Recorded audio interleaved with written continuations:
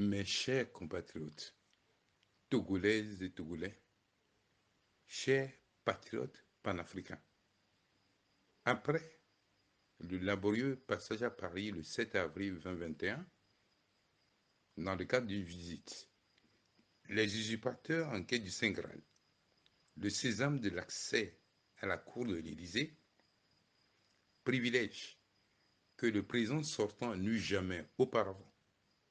Sur fond de tractations et de manœuvres éhontées, les fraudeurs pensaient être parvenus au bout de leur forfaiture. Cette audience, avec le président Emmanuel Macron, fut précédée par un point de presse au Quai d'Orsay, où le locataire des lieux, visiblement à la peine, annonna l'invraisemblable reconnaissance d'une réélection frauduleuse par l'existence d'un courrier de courtoisie internationale qu'aurait envoyé le locataire de l'Élysée aux naufragés du scrutin du 22 février 2020. Le peuple togolais, les patriotes panafricains, furent ébahis par ce mensonge éhonté qui souilla les armoiries et les référentiels de la rue française, dont la vocation universelle est de défendre les peuples opprimés, de veiller au respect des droits de l'homme, des principes démocratiques et des libertés individuelles et collectives.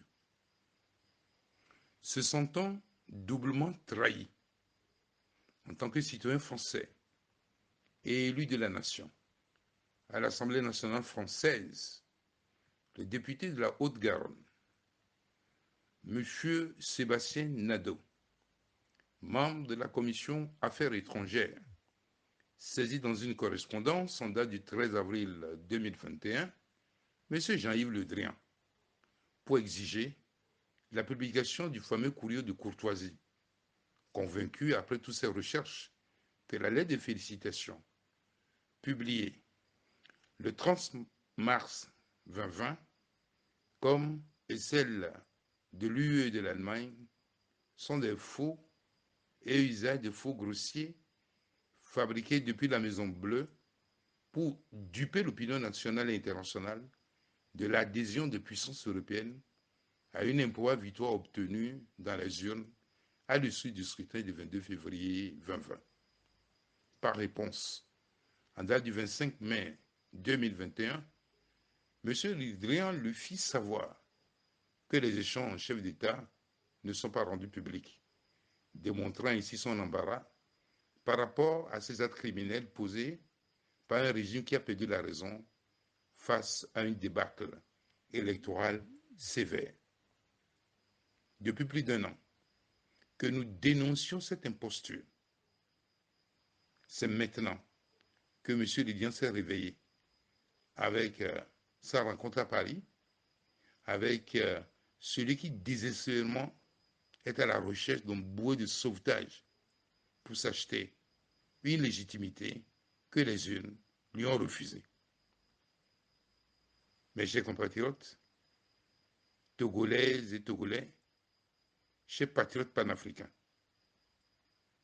M. Emmanuel Macron, au lendemain de la diffusion par RFI de ces fameux billets, véritable pare-feu à la contestation populaire, suite à la victoire usurpée du 22 février 2020, fut surpris lui-même par cette annonce et affirmant à son interlocuteur qui l'interpella sur les élections au Togo, ce qui ne peut contester, que ni la France, ni l'Allemagne, ni l'Union européenne n'ont reconnu cette mascarade électorale. Dans ce bal des hypocrites, animé par un conseil de menterie, certains diplomates qui nous firent des confidences lors des discussions sur le contentieux électoral ont changé de façon étonnante de discours, comme si nous avons affaire à des interlocuteurs étrangers au contentieux, à la souffrance du peuple togolais, aux aspirations du peuple togolais et aux vrais résultats issus des urnes. La réalité est toute simple, claire comme l'eau de roche. Humilié dans les urnes, Fonya Singbe fait feu de tout bois et s'assiette des légitimités factices auprès des composants de la société togolaise et au niveau international. Je commencerai par M. Sajavon, qui, en dehors de son communiqué, signé au nom des forces républicaines du consensus, que lui-même n'a jamais rendu public, me félicita de visu et de vive voix, devant témoins, pour cette belle victoire, avant son retournement spectaculaire, au fondement mystérieux, sur une radio de la place. Il rendit témoignage de cette belle victoire du peuple togolais dans son entourage. Rappelons que ce personnage, et les vidéos existent pour l'attester, affirmait à la veille du scrutin que Fonya Singbe, depuis son accession au pouvoir, n'a jamais franchi la barre de 20% sur l'ensemble des scrutins auxquels il prit part. Quant aux autres leaders politiques et ceux de la société civile, la plupart donc ont produit des communiqués. Qui pour saluer la belle victoire, qui pour exiger un décompte bureau de vote par bureau de vote, qui pour dénoncer l'opacité qui a entouré la préparation du scrutin, qui pour fustiger l'usage des bulletins pour voter fabriqués donc par M. Toundé, qui pour convier les populations à descendre dans les rues pour défendre la victoire du peuple. Malheureusement, pour des raisons que seule l'histoire pourra nous révéler, ils les ont enfouis dans le tiroir.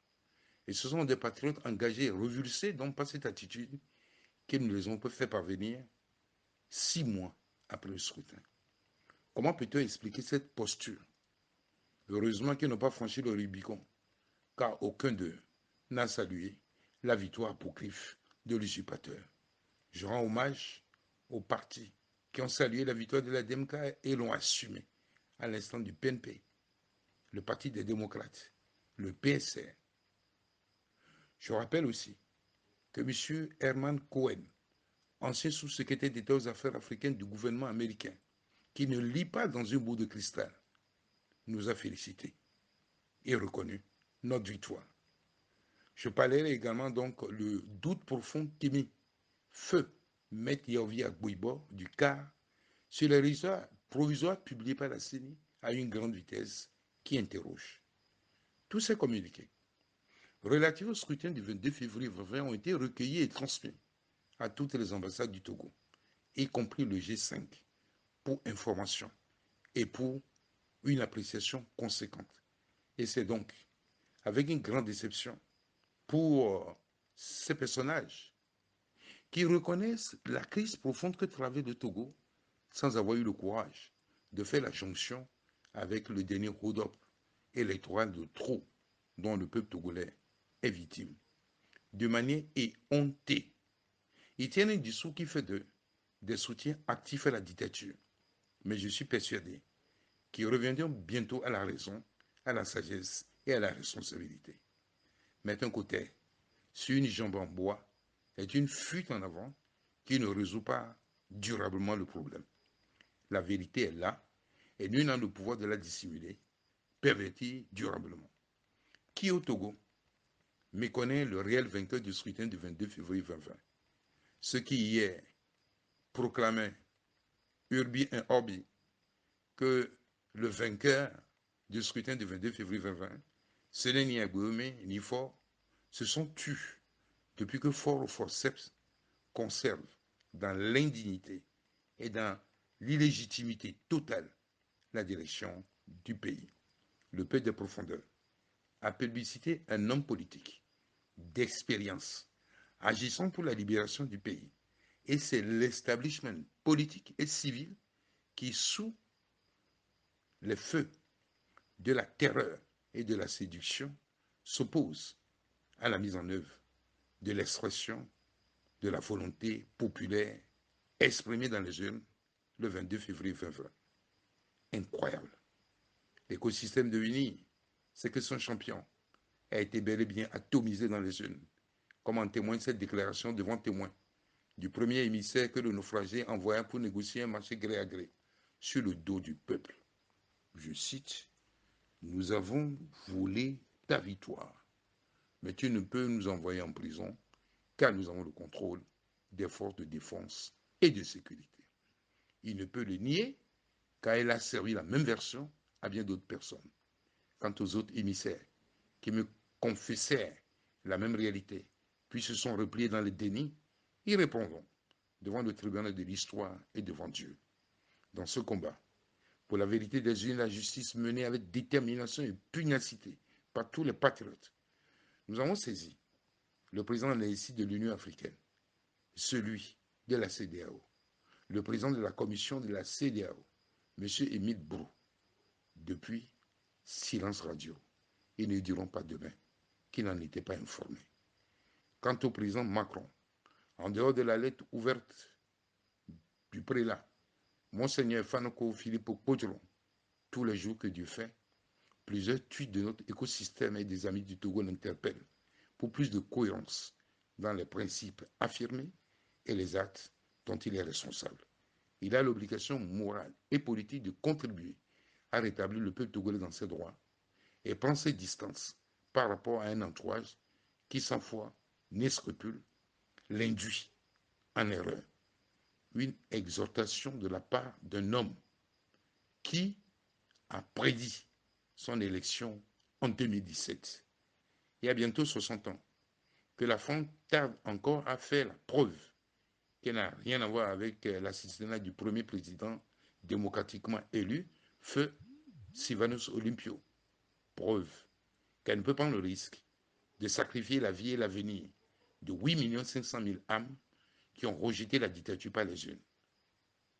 Et vouloir donc imposer le statu quo nuisible, nocif à notre vaillant peuple, terrorisé et affamé à dessein, sur fond de violation massive des droits de l'homme.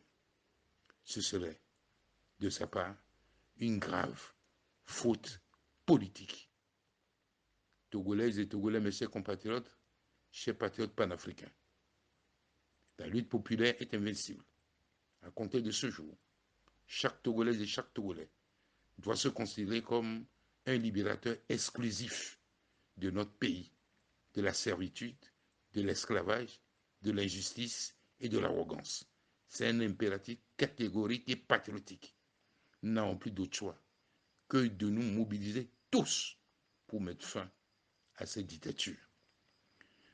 Hommage appuyé aux patriotes de la nation et aux compatriotes de la diaspora pour la belle démonstration de force le 20 mai 2021 devant l'institution européenne à Bruxelles. Ils ont démontré la détermination du peuple togolais à récupérer sa victoire. Et ce message résonne encore auprès des instances européennes, comme en témoignent des encouragements que nous enregistrons venant des personnalités des députés européens qui promettent aider le peuple togolais dans son combat légitime pour la démocratie et les droits de l'homme pour la fin de son calvaire. Le peuple, dans sa grande majorité, a sanctionné la gestion catastrophique de Fort Gnassingbé et de sa coterie et a ouvert une nouvelle page de son histoire momentanément entravée par des manœuvres sordides, indignes, sans lendemain. Fort Gnassingbé et ses soutiens locaux et étrangers doivent comprendre qu'il est temps de suivre la marche de l'histoire. Un vrai homme politique se soumet au verdict des urnes. L'heure a sonné et aucune manœuvre ni résistant ne peut contrevenir à la volonté du peuple qui est celle de Dieu miséricordieux des Togolais. Dans tous les cas, cette conservation illégitime, donc illégale du pouvoir, ne saurait durer. Fogna Singbe doit transmettre pacifiquement le pouvoir sous peine d'exposer aux yeux du monde entier les pratiques dont il est coutumier, qui ne noient pas et qui ne noient pas non plus le pays. Vous l'appelez ici dans son entêtement à défier la volonté populaire en comptant sur son appareil répressif sera peine perdue. Togolais, nous sommes tous pour la cohésion nationale et de vivre ensemble. Nous devons nous pardonner mutuellement. Je vous convie tous à cela. Pour ma part, j'accorde mon pardon au président sortant pour toutes les avanies et les torts qu'il a causés à ma personne, à ma famille, à la DMK et aux victimes de sa politique de terreur et d'injustice aggravée. On ne vole pas Dieu, on ne défie pas Dieu, et nul ne peut échapper à son destin, comme aimait à nous le répéter un grand homme politique disparu. Il est temps d'arrêter cette folie meurtrière, de résister à la volonté de Dieu et du peuple béni de Dieu. Je lance un appel ultime à la communauté internationale pour qu'elle prenne ses responsabilités devant l'histoire en contribuant au transfert pacifique du pouvoir au réel vainqueur. Le destin de tout un peuple ne saurait être un jouet. La patrie ou la mort, nous vaincrons. Paix à vous tous et à bientôt. Vive la liberté, vive la République, vive le Togo.